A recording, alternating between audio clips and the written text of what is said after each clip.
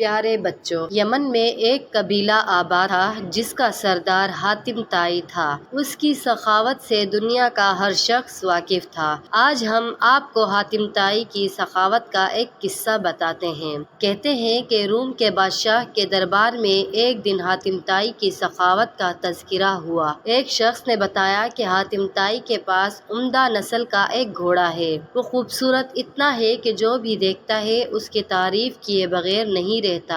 حاتم طائی کی تعریف سن کر بادشاہ نے کہا، جب تک کسی آدمی کو آزمایا نہ جائے اس وقت تک اس کے بارے میں کوئی رائے قائم کرنا عقل کے خلاف ہے۔ بادشاہ نے وزیر سے کہا کہ تم جاؤ اور حاتم طائی کی سخاوت کے بارے میں ہمیں معلومات فراہم کرو اور اس سے کوئی ایسی چیز طلب کرو جو اس کے لیے سب سے زیادہ عزیز اور سب سے زیادہ قیمتی ہو۔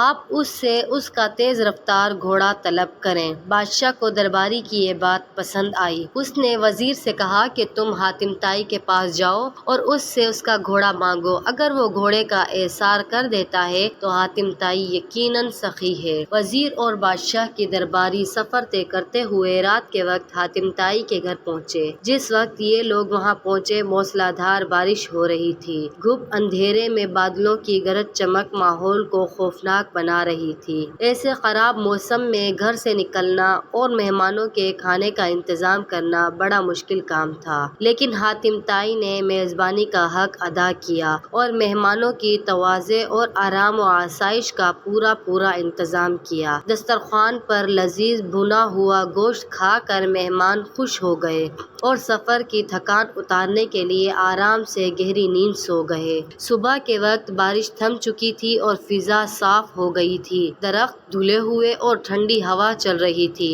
ناشتے کے دوران وزیر نے مہمان نوازی کا شکریہ ادا کیا اور کہا کہ ہمارے بادشاہ کے سامنے آپ کے گھوڑے کی بہت تعریف کی گئی ہے۔ بادشاہ چاہتا ہے کہ آپ اپنا گھوڑا ان کی خدمت میں نذر کر دیں۔ وزیر کی بات سن کر حاتم طائی افسوس کے ساتھ ہاتھ ملنے لگے اور افسردہ لہجے میں کہا کہ اگر آپ گھوڑا لینے آئے تھے تو یہ بات آتے ہی مجھے بتا دینی چاہیے تھی، لیکن اب میں مجبور ہوں اس لیے کہ میرا پیارا گھوڑا اس دنیا میں نہیں ہے۔ پوری رات طوفانی بارش برستی رہی۔ میرے لیے ممکن نہیں تھا کہ اتنے سارے لوگوں کے کھانے کا انتظام کر سکوں۔ یہ بھی ممکن نہ تھا کہ گاؤں سے ضیافت کے لیے کوئی جانور منگوا سکتا، لہٰذا میں نے گھوڑے کو ہی ذبح کر دیا اور اس کا بھنا ہوا گوشت دسترخوان کی زینت بن گیا۔ وزیر حاتم طائی کی یہ بات سن کر حیران رہ گیا۔ بادشاہ کو جب یہ سارا واقعہ سنایا گیا تو بادشاہ نے بھی حاتم طائی کی سخاوت کی تعریف کی۔ Subscribe my channel Abbas voice.